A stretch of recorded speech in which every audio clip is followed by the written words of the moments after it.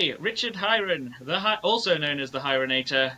Welcome to Radventures. Now, before you tell us all about yourself, we're going to call this episode the Hironator 2 Judgment Day. Welcome back, because the first time we did this dance, we had technical issues. Thank you for having me back. It's a pleasure to become your second guest, if you know what I mean. Yes, yeah, and I hadn't even thought of that. You well done on that, the notice, and yes, kudos to you for being my second appearance of a guest. All right, so as you very well know, Radventures is the podcast that takes you on an exhilarating journey to the lives of entrepreneurs and business leaders.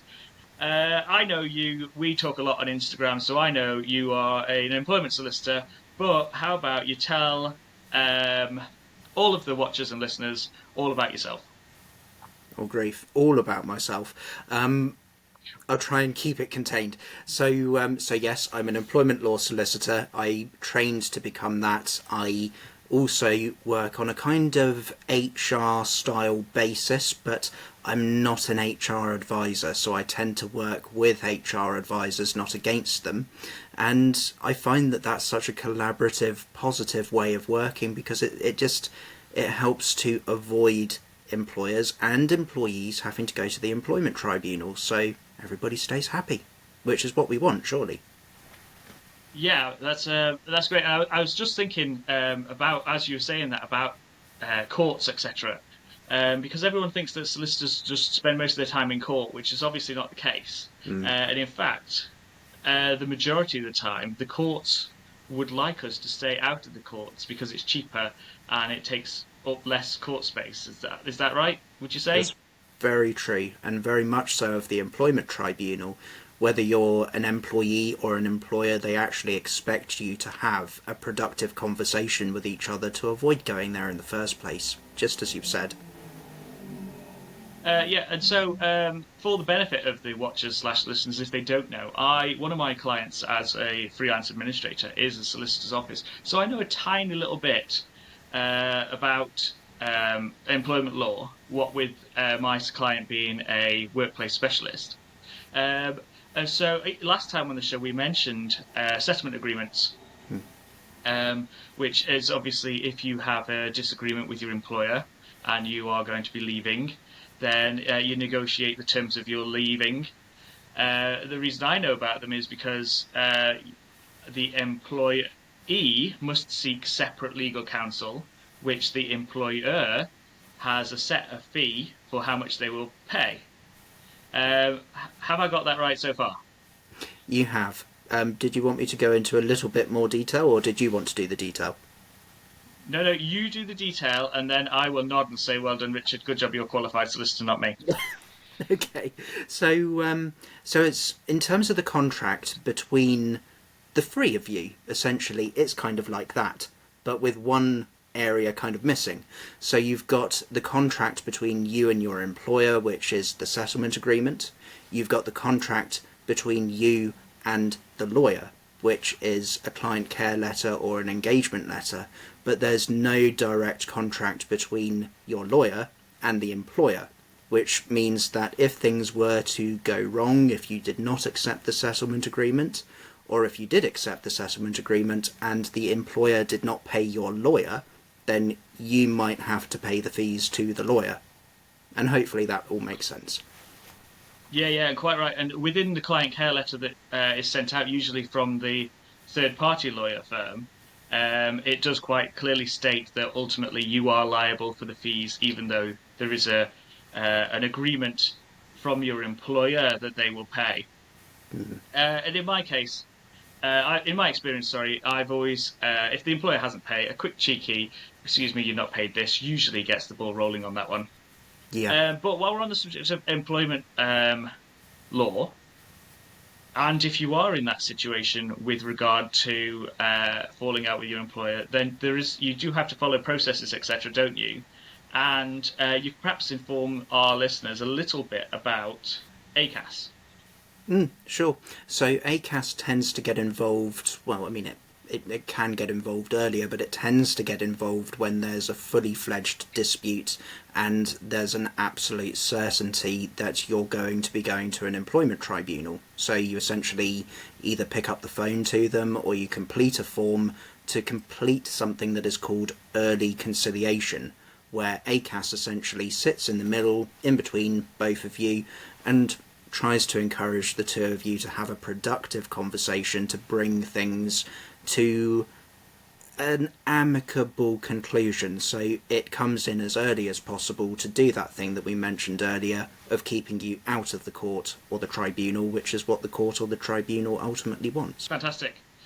Cool. Right, I think we talked enough about employment law for now, but we may revisit depending on how we feel a bit later on. So we know you're an employment solicitor, and is that the case when you were at school? Is that when the career advisor came and sat down with you that day? Did you say, "Yeah, I think I'm going to be an employment solicitor"? Not at all. And I'm just remembering what we were discussing last time. So essentially, I was in year 10. And at that point, I was absolutely obsessed with The Mummy Returns. And I wanted to be a museum curator. So I went in boldly to this parent-teacher evening where a history teacher of mine basically said, "What do you want to do for a career?" And I said, "Museum curator." And he just sat back quite soberly, probably thinking, what a stupid answer, and said, "Okay, if you really want to do that, museums like highly organised people who are going to take care of their collections. So you might want to look at being an accountant, or you might want to be a lawyer." And I thought, I hate maths. I really don't want to do something that involves too much maths. And that put accountancy right out of the door. And then I looked at law as the only other alternative, according to my history teacher. And the more I looked at it during my A-levels, the more I realised it combined English literature and English generally, and history. And I thought, actually, I've taken two things that perhaps taken by themselves aren't the most practical things to do at university, and thrown them together into something that is practical that could possibly lead somewhere. And employment lawyer happened by accident, basically, as a result of that. Okay. So, I think last time we then talked about the mummy a little bit, and I said about how if you were as old as me, because you must be a little bit younger, to refer to the Mummy Returns, you'd probably be inspired by Indiana Jones. We did, didn't we? But yeah, I mean, Indy is the 100% version. I guess the Mummy, talking in terms of the Brendan Fraser series, is the step below that. Yeah, I like, well, the Mummy. I think, was it the third one with Jet Li? Oh yeah, in China. I don't think I've seen that one. The Mummy was great. Obviously, I'm talking about Brendan Fraser ones, not Tom Cruise one. Yeah. The Mummy Returns was equally great.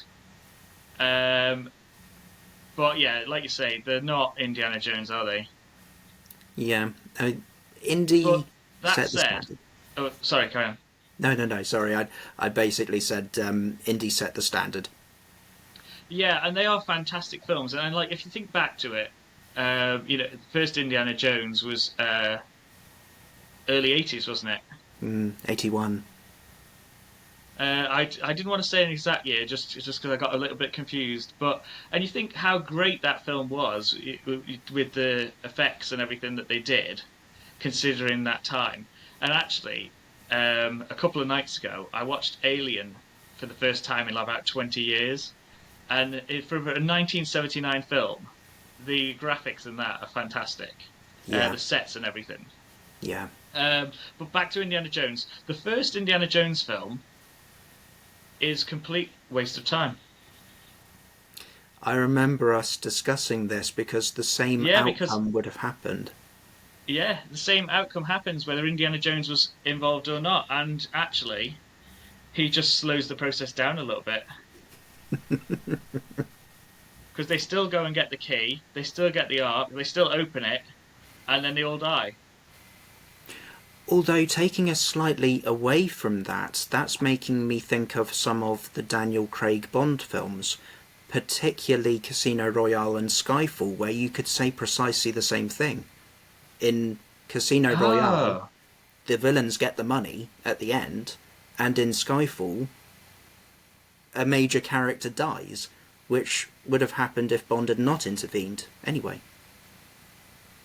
Oh, I'm going to rewatch those with a different perspective. I must do that this weekend. Um, oh yeah, I mean Indiana Jones. I could talk about it for ages. My favourite is number three, Last Crusade. That's it. Fantastic film. Temple of Doom. I wasn't a great fan in the of the second one, particularly when I was younger. That was that was a scary one. Yeah. With all the kind of people, zombie people kind of thing going on. So I never really liked that one. And then obviously, we don't talk about Temple of the Crystal Skull or whatever it's called. I do. I do. I love it. Do you like it? I like it. That got me through my A-level that history. that must be like a younger person thing then, Maybe. because I just don't think it compared. I think that the Um, most recent one is actually the worst one. oh really? I didn't think it was that bad, but I haven't watched the Kingdom of the Crystal Skull for a good few years. I think I managed to convert Alan at Yellow Tuxedo to actually enjoy Kingdom of the Crystal Skull. I was talking about that with him recently, because we like to throw conspiracy theories at each other on the old Instagram reels, and given the fact that we could all potentially be living in a simulation, or that things aren't quite as they seem, perhaps. There's a TV show that on Netflix called something like Ancient Civilizations, which talks about a big conspiracy theory, mass extinction. We had a lot more technology way back when than we do now, and history's been rewritten. And he said since rewatching Kingdom of the Crystal Skull, presumably under your influence, he has seen it in a different light after speaking with all these conspiracy theories and all this alien stuff, simulation stuff, etc. But yeah, we don't want to go down that rabbit hole of conspiracy theories. That's Alan's episode. Yeah, well, I don't know. He has booked it on September the 11th. So I said, "Did you do that on purpose?" He was like, "No." I was like, "Okay then." Um, they're fun to explore, but I don't necessarily believe in them. The conspiracy theories, that is. Right. I think we should probably talk about your exhilarating journey of entrepreneurship before we get too sidetracked and this turns into like a film podcast. Sure. Um, so, you wanted to be a museum curator. Your history teacher said, go off and do accountancy or become a lawyer. And so you headed down the lawyer route, and now you're employment solicitor. So talk us through becoming a solicitor. I know that you've got to obviously do A levels. You've then got to go to university. In the old days, you used to have to do your law degree and then come and do your articles, is what they called it. And I know that from our previous episode. But yeah, if you could just walk us through that process of how you go from your A levels to becoming a fully fledged solicitor as you are now. Obviously, briefly, as we've only got so much time. Okay. So, yes, you used to literally become an articled clerk. You didn't have to go to university for that. I think it might have been under the Tony Blair government that they introduced actually having to go to university. You would do, well, in my case, it was a 4-year degree with a sandwich kind of placement year in the middle. And then what you would do is you went and did what was then called the legal practice course. And that was a lot of education, and then you had to win a training contract to go and work in a firm. I think they are actually trying to rework it so that you don't have so much academic education, because the truth is you do learn probably more when you are actually in the workplace doing something. So they are reconfiguring it, I think, to actually bring it back more in line with the old days. Yeah, I think nowadays they're starting to push more lawyer apprenticeships, apprenticeship schemes, so you can, get a job from perhaps getting from either getting your A levels or your law degree, and then doing an apprenticeship within the law office, college one day a week, etc. Which I think is a much better way to do it. If had that been the case when I was younger, then that may very well have been the route I was going to take. Um, I Way back before the Mummy Returns, we used to have Ally McBeal on the TV, and everyone was a big fan of the show back then. And I remember thinking, oh yeah, that's really good. I'd love to be, stood in court, arguing cases all day, litigating. Oh, sounds amazing. And so this again was when I was in year 10. So my mock interview, which was something you used to do back then, I don't know if you do now, was actually in a law firm in Clitheroe. And how did it go? But well, the interview went okay, and they said to me, "Very well done." But then I realised that academic routes probably weren't the best suited to my learning style, shall we say? That's fine. I think one thing that's been coming back to me more and more, and I'm hearing it more and more lately, is that essentially school, university, it all sets you up to be an employee, whereas, I mean, you and I are very good proof of this. We basically came out of those systems, went and worked as employed people, and have now become self-employed, which isn't the way that the system kind of taught us to do it, but it's the way that works best for us. Yeah, it's the system is geared to create employees, isn't it? And yes, let's not go down. Let's not get into that because it may get quite political. Not between us, obviously. We're pals, but obviously we could potentially have millions of listeners. Hopes and dreams, fingers crossed. Okay, Okay. tell us a little bit about your work experience then. So, obviously, you finished university. You said that you had to sandwich in some work experience there. Then you get your first job. And so tell us about that, how you've gone from that first job over however many years it's been to working as a consultant employment solicitor as you do now. Brilliant. Okay. So I guess it does go back to that sandwich year, because I went and worked for the Crown Prosecution Service, which was a wonderful experience. Lots of information, obviously, that I can't talk about, but it also kind of hit home about the humanity of people. It was an epiphany year for me, and it kind of led to me realising that I didn't want to do criminal law or anything that was really angst driven as part of my career, but I still wanted to do something quite commercial. And what happened was, when I got my training contract, I spent an incredible amount of time doing property law work of one kind or another, which was actually quite removed from people. It didn't fill my cup up as much as I would have hoped it would. And then I guess for having done so much property work, I was given this holy grail of literally an employment law seat, and that was the thing that did it for me. It was so many different things heaped into one area. So it wasn't just employment law, it was, yes, the tribunal experience, but it was also meeting with people face to face, understanding what was happening to them, their businesses, or that their employer was having this particular impact on them. It was the networking. It just included so much stuff. And people along the course of my career tried to move me where they wanted me to go, not where I wanted to go. And I think that is really what ultimately led me to become self-employed, because I had so many people trying to shape my career for me, whereas my pathway was clear for me. It's employment law, and that's where it's going. Not into litigation, not into property, it's going the employment law route. And I guess really that's why I ended up self-employed, because I knew where my journey was going, and Other people just wanted me to follow their journey, which is not necessarily, I think, the best thing for somebody who's as individualistic as me, perhaps. Yeah, I mean, that makes me think of two things, and I hope I remember the first one, but just secondly, that reminds me of a quote. I can't remember who it's by, but it basically says, make sure you have a life plan, because if you follow someone else's life plan, guess what they have planned for you?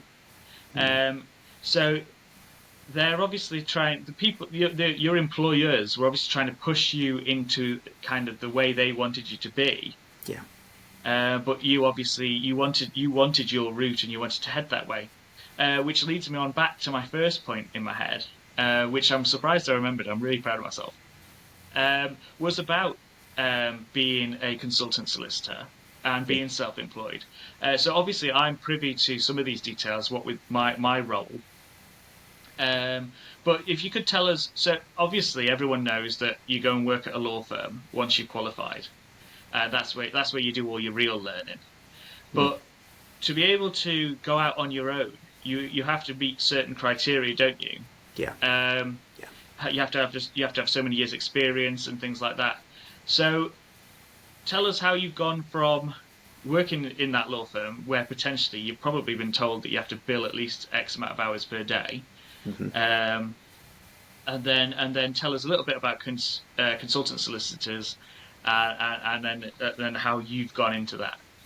Of course. I think in terms of consultancy generally, most firms tend to look for about 5 years post-qualified experience, we call it. So, and it is really good to actually have that under your belt, because for me, I found I started out working mainly with employees, and then I made a critical shift into HR when I was made redundant back in 2019. And I started working for an HR company that also did employment law.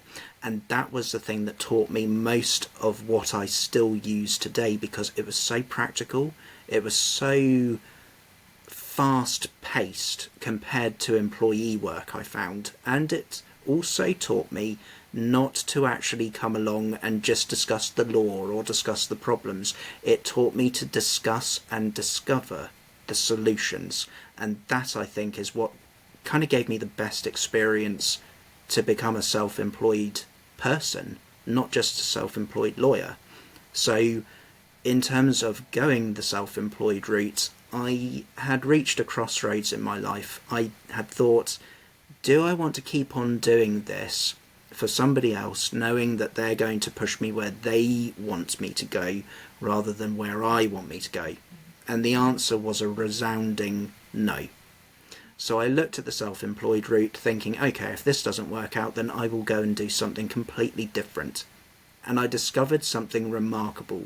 I didn't hate what I did for a job, I just hated the way that I was being told to do it.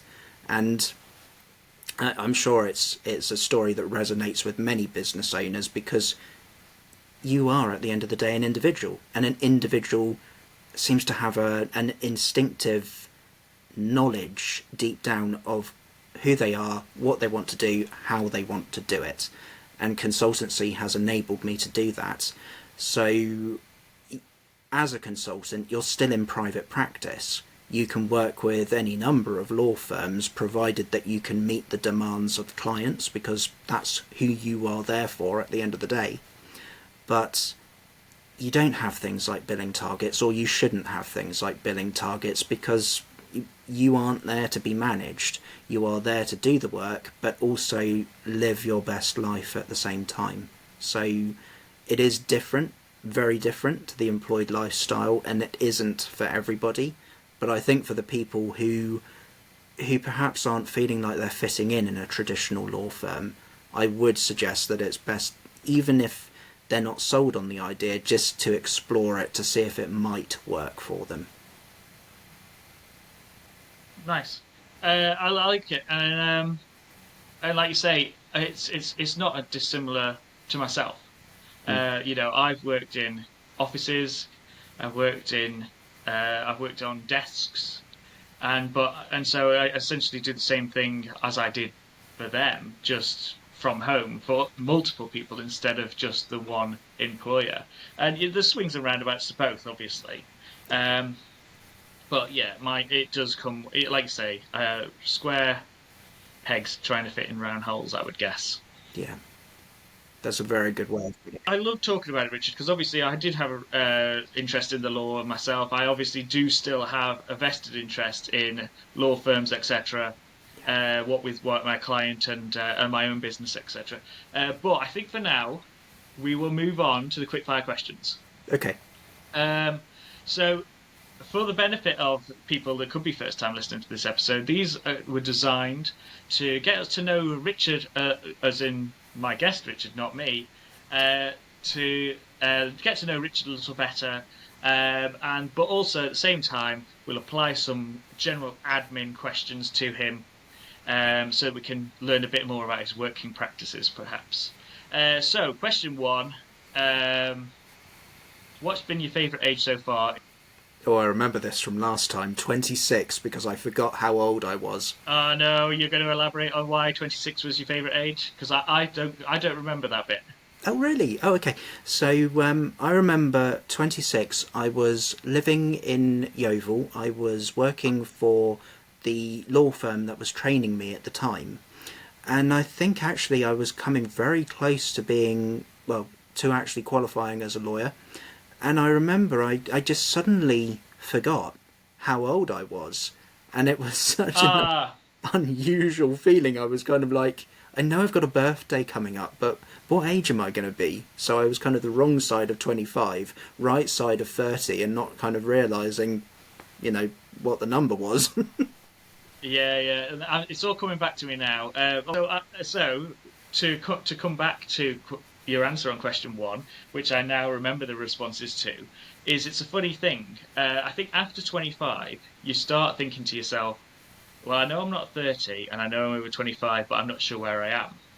And then when you get to 30, it then starts with, I'm in my early 30s.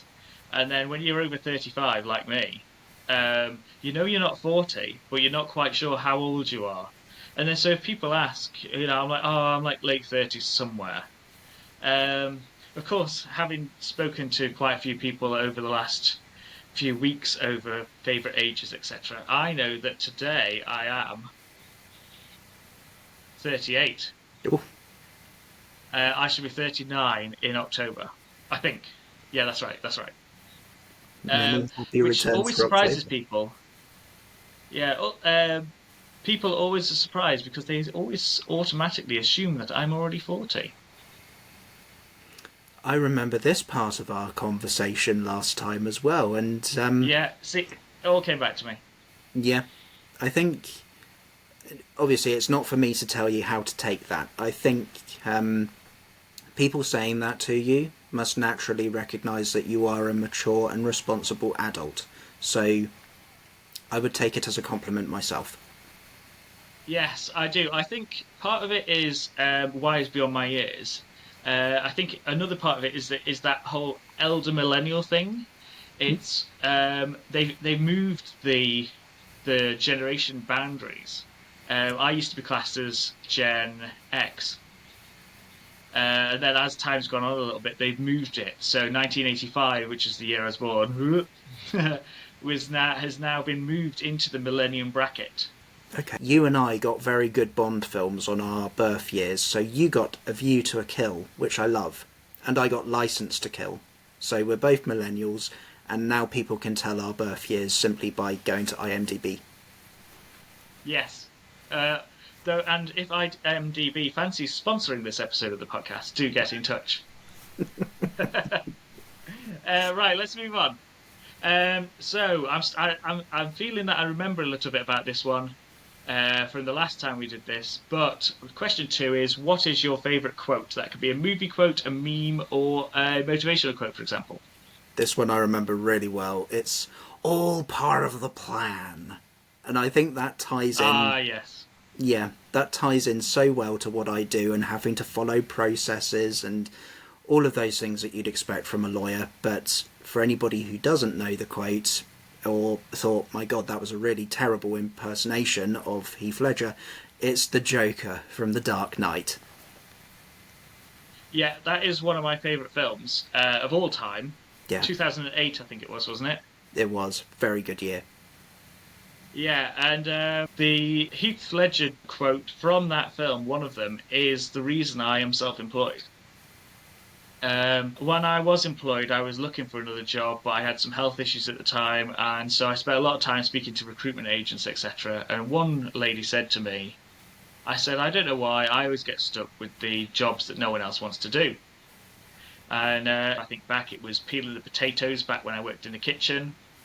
It was dealing with the matting when I worked in inbound sales. No one wanted to do that. When I was worked with motorbikes, it was looking after the coffee machine, cleaning the floor, etc. And I said, and this lady said to me, "You know why people ask you to do that?" And I said, "I've no idea. I just presume it's my rotten luck." And she said, "No, it's because they know you'll do it." Yeah, And at that point she said that, I thought back to Heath Ledger's Joker when he says, "If you're good at something, never do it for free." yeah. And that's when a plan started forming in my head of how I could do the jobs that no one else wanted to do, and I could do it as a self-employed business person, and hence you get a freelance administrator. That's made Um, me think of but two things. oh, go on. So you said a plan forming. That made me think of Danny DeVito's The Penguin in Batman Returns, and oh goodness, that was the other thing that I thought of when you were mentioning that. I hope that when you went to interviews, you didn't shove a pencil in a desk and ask them if they wanted you to do a magic trick. Yeah, that's exactly how I started. I kind of walked in and was like, "Who wants to see a magic trick?" Stick the pencil on the desk, and then the closest employee, I made it disappear. No, that's not how it went down. Um, that was actually my MI6 interview, and it went very well, but they said I couldn't have the job. No, I'm joking, of course, or am I? Big Batman fan, and I know you are too, Richard. We talked about this last time on the show, like probably too much a little, I feel. Yeah, But obviously, 1989, Batman, Michael Keaton, fantastic film. Batman Returns, 1992, fantastic film. Then we wait what seemed like an eternity, but as a kid, well, it seemed like an eternity, but actually it was only 3 years until we got Batman Forever. Um, and then we talked quite a little about that because that's where the quote question comes from, basically. Because a lot of the time I'll wander around and I'll just be like, "Holy rusted metal, Batman," which is a quote that Chris O'Donnell's Robin says as they arrive on Jim Carrey's Edward Nigma / the Riddler's island at the end of the show, and it's just something I always say. But and then of course we had Batman and Robin in 1997. Which I wasn't a great at the time. Obviously, I loved it because it was Batman, and I was, well, I don't know, 11, 12, or however old I was. But now I think it's just cheesy, and George Clooney didn't do a great job of it. But I know you love it. And then obviously we had the Christopher Nolan films yeah, in the interim, and then we've just had the Robert Pattinson ones. And I was talking to another guest that actually has been on the show in between our recordings, Hironator Part 1 and now Hironator Judgment Day. And he said that the Robert Pattinson film, he doesn't remember what happened in it. I can believe it was that. quite, Yeah, yeah, anticlimactic. I mean, I remember it, and as I said to him, I remember there's a couple of BMW motorbikes in there. I know that because of the Boxer engines. But and it just seemed really long. I had to watch it in 2 parts. yeah. I've said to people before that I think it would have been better as a mini-series because it seems with each scene to actually have been set up like that. So yeah, I'd agree. It is, and plus the thing that I didn't like so much about it was the ending where they seemed to try and shoehorn in a kind of Christopher Nolan plot, but too late in the day. Ah, yeah. Speaking of Christopher Nolan, the Dark Knight Rises, the third film. What do you think of that?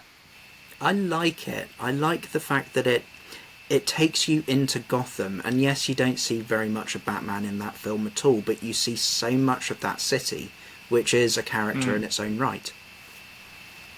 It was no Dark Knight, was it? Yeah. So you mean the one with Heath Ledger as the Joker? Yeah, I mean the second one. It wasn't. It was nowhere near as good, was it? No. No. It was interesting, but not as good. Yeah, it was okay. It was watchable, though a little long, I think. But it wasn't as good. Nowhere near as good as the second one there. But final thing on Batman then, 1989. You recently had a post with the Batman soundtrack on, because you like to listen to a lot of movie soundtracks and classical music as you work. Yeah. Now, and I'd forgotten until you put that soundtrack up, and then also all of a sudden, memories all came flooding back. Track 6, Trust. Track 4, Party Man, I think, and track 9, Batdance. My wife/partner is not impressed with you, Richard. I have not stopped listening to the Batdance for about 5 days now. That is not my fault, because my favourite track from that soundtrack is Scandalous, the one that's on the end credits, so please don't blame me for that. It's a great soundtrack, isn't it? It's Prince did the whole lot. Yeah. And it's quite experimental.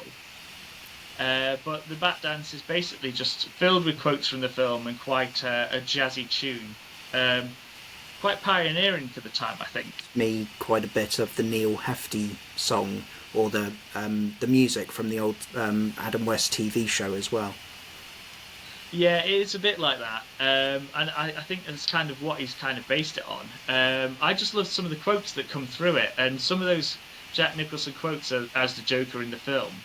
Some of those I still use nowadays. If I'm going to do something, I'll crack my knuckles back and I'll say, Lawrence, let's broaden our minds. Do you tell your clients to go with a smile? No. I'm quite sure that they'd be quite worried if I started saying things like that. But yeah, if you're going to go with a smile. One of my others was always, I don't say it so much anymore, but it was always, hubba, hubba, hubba, money, money, money, who do you trust? Oh, grief. That one would worry me. Yeah. Anyway, we best move on. So, question 3 on our Quickfire Questions is Google Suite or Microsoft 365? Oh, we discussed this one, and you told me that I could choose both. Yes, you can pick both. I guess because of millennial, literally in school, we used Microsoft everything. So it's a hard sell to move away completely from Microsoft. So I will go with both. Fantastic. I'm going to rephrase that the next time I do one of these podcasts, which incidentally will be Tuesday when I have 2 booked. I'm going to say Google Suite and/or Microsoft Office 365, question mark. All right, question 4. If you're stranded on a desert island, what app could you not live without? Oh God, last time I said iTunes. I think I'm going to amend that slightly. It's got to be the music app that you have on your phone. Ah, cool. And which one do you use? Oh God, well, mine's an Apple, but don't ask me about anything technology because I'm not a tech person. Do you use Apple Music then? Yeah. Yeah, Apple Music. Oh, is it? I used to use Apple Music. I think I was telling my last guest on the show about how I got 5 months free, basically. I got a brand new phone and they gave me 6 months free. And then I had an offer with Barclaycard where I got another 5 months free. But now I use Spotify, and Spotify you get wrapped with. So in November they give you all your stats, which is fantastic. I'm sure as many listeners/watchers will agree. And if Apple Music or Spotify would like to sponsor the show, do get in touch. Right, question 5. How many unread emails do you have on your phone right now? We usually do this personally and business-wise. Okay, personally there must be about 300. Judging from before we came on, in terms of business, it's literally 1. And not an urgent one. Nice. I tend to leave I'll read an email, and then I'll leave it as unread, knowing that I have to do it. Mm-hmm. If that makes sense. It does. So sometimes it does look like I have many unread emails, but actually I've read them, and I know that I'm going to go and deal with them. Okay, doke. So question 6, and this is all coming back from me from Hironator Part 1. If you could afford any car, no need to worry about the funds, money, etc., insurance, tyres, anything like that. Which car would you drive? It would be an Aston Martin V8. I think it was built in 1986. It would be in lovely gunmetal grey. It would be the car literally that they used in The Living Daylights and or No Time to Die, because it's beautiful. Nice. And I think at the last time we did this dance, I said I was shocked because I thought that you'd either say an Aston Martin DB5 or you were going to say like a really old Rolls Royce car, but then you told us that it was a German car instead. Yeah, it's going to be that V8. And it was in one of the Indiana Jones films, but I can't remember which one. Oh, the Duesenberg from no, you were thinking of the Rolls Royce from The Last Crusade, where they sell it or they exchange it for the tank and the troops.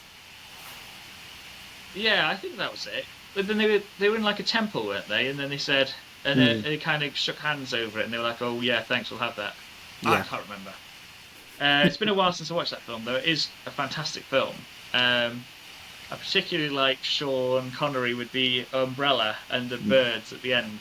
Yeah, very good role. Oh, because then we talked about the film because you talked about how you like the father-son dynamic. Yes, yeah. And then I said about the tapestries. Yeah. And how they swap hats and puts a cloak on, doesn't he? We're here to see the tapestries. Yeah. And the other thing that always makes me laugh about that film is how he says something about being the next man. Yes, I was the next man. Yeah. Yeah. He says, what did he say? Well, I have needs as I'm as human as the next man. And then he's like, yeah, I was the next man. Yeah. Yeah. All right. That's our quickfire questions done. Let's move on to the section of the show which may stay, may not, and I've still got to speak to CV Library about this, but this is CV Library's most popular jobs of 2024. Spotted this in a newspaper. Well, not in a newspaper, like online. I'm guessing it was The Independent / The Guardian, but either one of those, because it was a free article. I didn't pay to read it. Now, this is the top 10 list of popular jobs of 2024. And what we'll do is we'll just go through from 10 to 1, quick yes or no. If you pull too much of a face, we might deep dive into it. All right, so number 10, inventory operator. Do you fancy doing that? Yes. Number 9, manual line operator. No. Number 8, food and beverage team member. No. Number 7, packaging operator. No.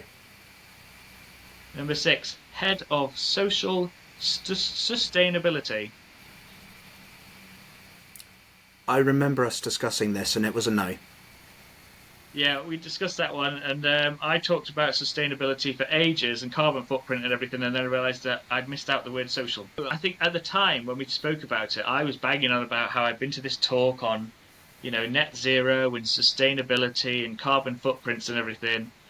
And then I realised that this was social sustainability. And so I said, I'll have to, I think I might have to cut this bit out. And you said, where's defective? I'll leave it in, it'll be all right.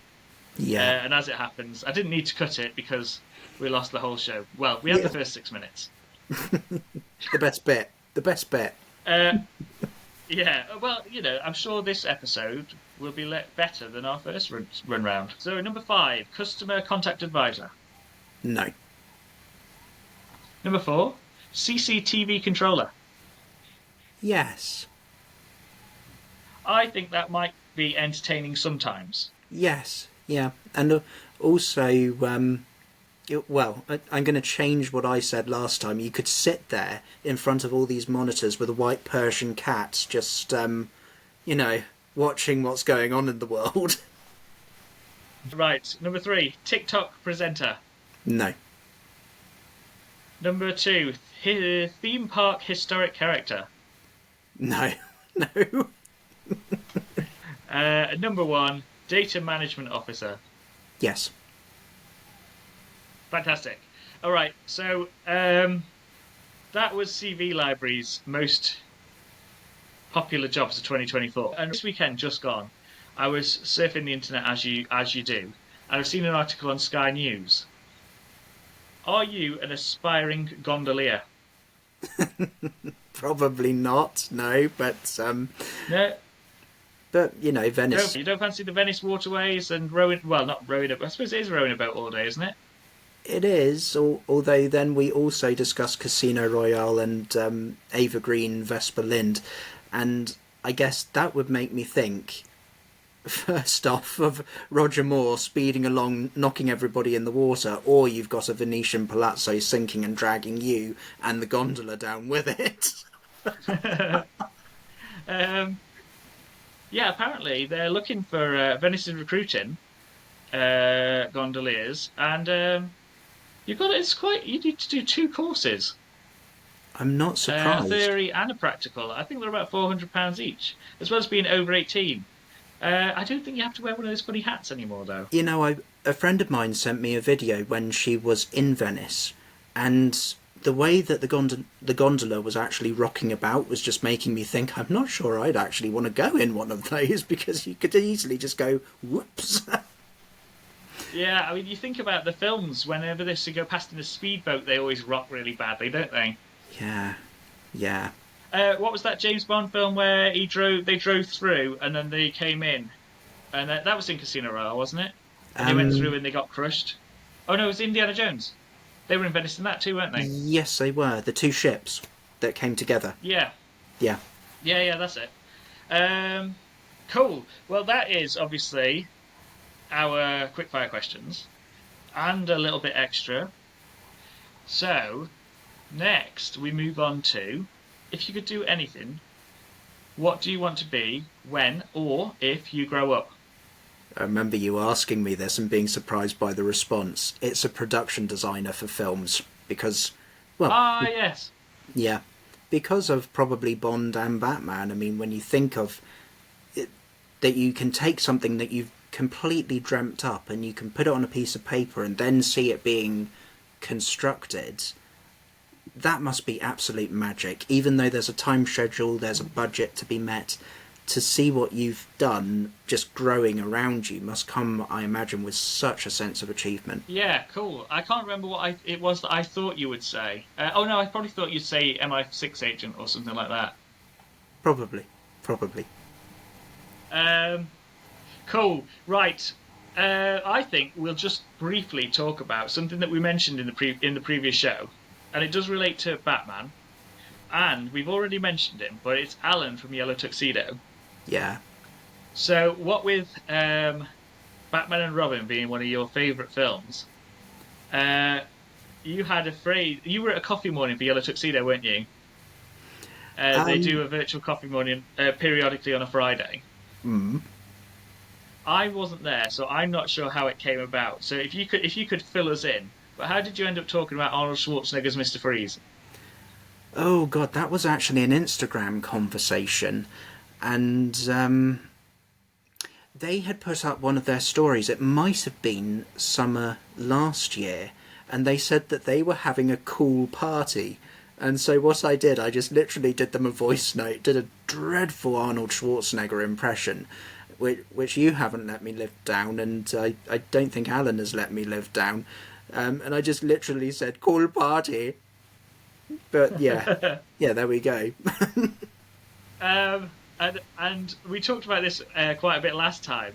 And in fact, when it all went wrong, I sent you a voice note saying, don't worry, chill, which is another thing from Arnold Schwarzenegger, isn't it, in that film. But Alan actually has your cool party as a text message tone, doesn't he? He does. I think the irony is that the reason I like that film so much is actually for Uma Thurman, not Arnold Schwarzenegger, but, you know, Arnie's just stuck for some reason. Well, Alan also has a phone alert featuring me. And what do you say? It's not. It's actually his ringtone. I don't know if it still is. I must message him and ask. But so the reason this whole podcast started was that I used to, obviously all day, every day, I'm on a laptop or a phone typing. And so you get to chatting to someone and you're in the DMs on Instagram and you think, oh, I really can't be bothered typing. I'll just voice note them. Yeah. So get the old microphone out, get the phone, and give them a little a mini podcast. It turns into basically a series of voice notes. Hey, how are you? Just I've had these thoughts. What do you think of this? Blah blah blah. And one of my friends said that she loved these little mini podcasts that I was delivering to her. I really should think of an intro for it. So, just as a joke, I was like, "Oh, side quest accepted." So I put on some music in the background and, just dubbed a little bit over, like, welcome to In the DMs of Radmin. And I got a voice note back from her about 10 minutes later. Apparently it'd taken her so long to pick herself up off the floor because she was laughing so much. And she was like, you need to do that for real. So I had a quick look into it and I found some software to do it and I found some royalty-free music that wouldn't get me in any trouble. And then I did it, and then because I voice note Alan quite a lot as well, I just sent it to him like as my intro, and then he says, "Oh, that's brilliant. Can you send it to me?" And we know each other because we're both members of Yellow Tuxedo's Digital Circus. Yeah. And so I thought, and they have a newsletter, a members newsletter every month. So I thought, oh, I'm just going to be in the newsletter with that. And no, it turns out he said it as his ringtone.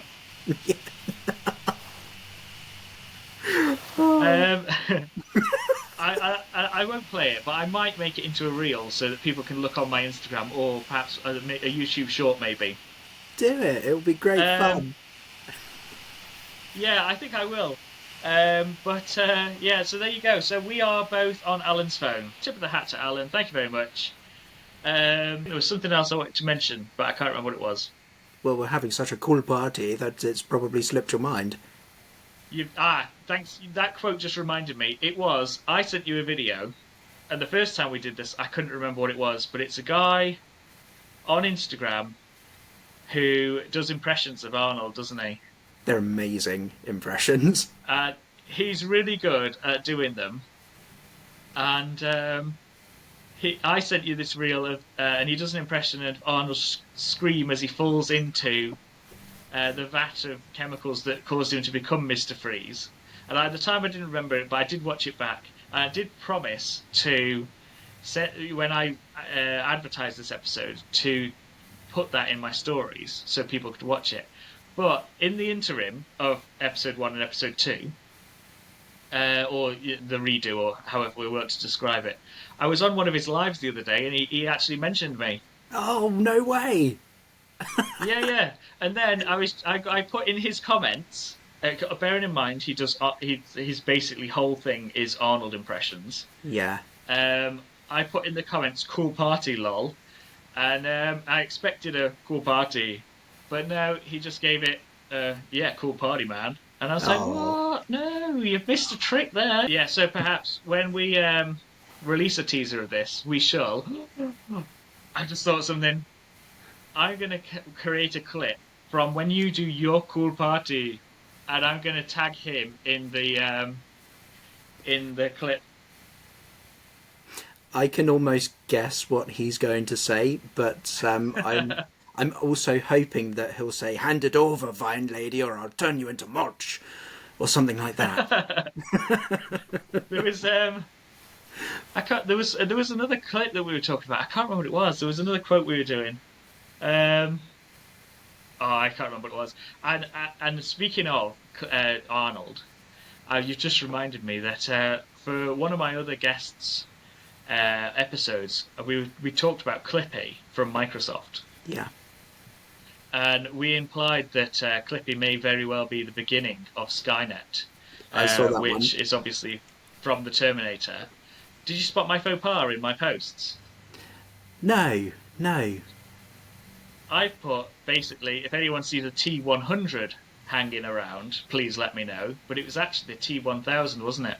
Uh, I get them confused, to be perfectly honest, because I think isn't the third film, they call it a TX for the one that's chasing them in that film? Oh, I don't know. Is it because Arnold's first one in Terminator 1, he was a T800, wasn't he? Um, yes. Yeah, I think you're And right. then, Yeah. um, oh God, I can't remember his name, but the bad guy in the second film, Robert Terminator 2, Patrick. Judgment Day, he was the T1000. Yeah, yeah. Um, Fun fact about that one. Um, he was so fit with his interval training that when they filmed the motorbike scene mm, where he's in the car park and he's running away, he kept catching him. yeah, yeah. And then another thing, That a few years later, maybe 10 years later, he took over from David Duchovny on The X-Files. oh right. Just briefly, but he was in a few seasons and then they brought it to an end. But I thought he did quite well. Oh, I started rewatching the X Files. I never watched it when I was a kid, and Mm, I started rewatching it not too long ago on Disney Plus, I think. And if Disney Plus want to sponsor this show, do shout out. But I got a few episodes in, but not like it didn't send me crazy into I must watch it right now, you know? yeah. I think most of it's quite an easy watch. It's something to watch kind of like before you go to bed or something like that. So it's I guess it's like loads of those 90s shows. They're not quite as intense as the stuff that we're used to seeing now.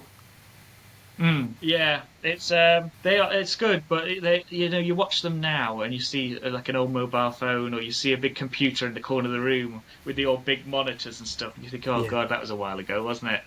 Yeah. Yeah. I remember rewatching Spooks. The Oh, yeah. first episode, they had the first Motorola that everyone had that was on pay as you go. The model number escapes me, but it was the first one with WAP internet. So you could go on and you'd on this very tiny screen you could look on things on the internet. Obviously, it was all text based, Yeah. but yeah, good times, different times. All Different. right, Very Richard, different. I think we're ready to wrap up. That's a nice place to end. Yeah. So if you want to tell people where they can find you, Of course. So I'm on LinkedIn, Instagram, naturally, as we've been discussing, Facebook, and X, which used to be known as Twitter, which I guess is kind of like the artist formerly known as Prince. that is true. I'm not an X fan. I think we talked about this last time. I never really got into it. I don't know why. But speaking of the artist formerly known as, I Eddie Izzard had a joke um, about that. It was Machiavelli wrote that book, The Artist Formerly Known As. Yeah, it's a whole thing. I'll send it you on Instagram when I find it. Brilliant. It was a good one. Okay, right, that's it. Everyone knows where to find you. We've done all the questions. We've had a fabulous time. I think that's a great place to end the show. So thank you for coming on, Richard. Always a pleasure to speak to you. Thank you for having me. And for the listeners, next week I'll be back. Of course, Richard won't, but I will have another guest. Thank you very much for listening. Thank you very much for watching. And yeah, peace out. Thanks for joining us on Radventures. Don't forget to subscribe via your favourite platform. Always happy to chat, so hit me up in the DMs. And I'll see you on the next Radventure.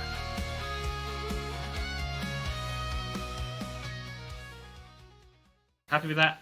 Yeah. Went really well. I, yeah, good. I think we got some more information in. I am getting better as we go along with these. I Yeah. think we managed to get a bit more information in about your career, and perhaps someone does find themselves in a sticky wicket with their regard to their employment. They'll be like, I know where I can go. I can go to the Hironator. But we also kept it quite contained on the non-employment stuff, but also on the employment stuff. So Yeah, it felt fully rounded. yeah. Last time we went a bit crazy on Michael Keaton and Val Kilmer, Yeah. which we managed to completely avoid this time, which was fabulous. Right, let me just end the recording, And oh, you know what we missed? We missed your soliciting. Oh, that would have been great for. Yeah, I did nearly say soliciting, you and then I did. stopped myself and said something about a lawyer. I can't even remember how did you say the soliciting thing last time? Um, I think it was in the bit where you asked me about my career, and I just let slip that I do soliciting, and you said no, you don't do soliciting, and I said, well, it's because a friend of mine, one who's from Hungary, once said that I go out soliciting, and I told her that's not what I do, and we are actually still recording, and that was what Yeah. led, and Sorry, that carry was on. what and that was what led to basically this big joke about soliciting. Yeah, I think, and then I told you my joke about how I used to gather the motorbike riders used to gather round the coffee machine on a Saturday afternoon, and it's emptied throughout the day. Yeah. And then I'd have to fill it all up. And as I was doing, they were like, "Oh, you may as well." I was like, "May as well make the coffees while I'm here." And then I'd say words to the effect like, "I can't believe I went to law school for 7 years just for this." And they were like, "What?" I was like, "Barrister." So this is like the little bonus section. So when I first got into music, I did my work experience at. I don't want to keep you too long, and obviously this is like a little bonus that anyone who's listened beyond Peace Out is going to be like, oh wow, it's still going. But after doing my job interview at my mock interview at a law firm, when it came to doing work experience, law firm was my first choice. I can't even remember my second choice. And my third choice was retail. And so I ended up with my work experience placement for 2 weeks at Sainsbury's supermarket. Oh wow. And to say thank you, they gave me a CD at the end of it. It was Top of the Pops 2001 or something. Okay. And but they said if you don't like it, we'll exchange it for you.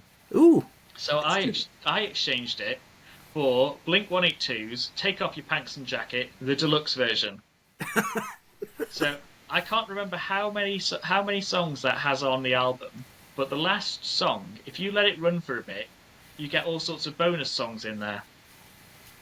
And that is exactly what this episode of the podcast is like. Do you still have the CD? Uh, no, but my partner had, when I met my partner, she had a version of it. But I think although she had the deluxe version case, the person who loaded the CD in put the wrong version in, so she didn't get the bonus one. Oh no. Yeah, the bonus one I had was a yellow CD, but in hers it's a green one. That's a shame.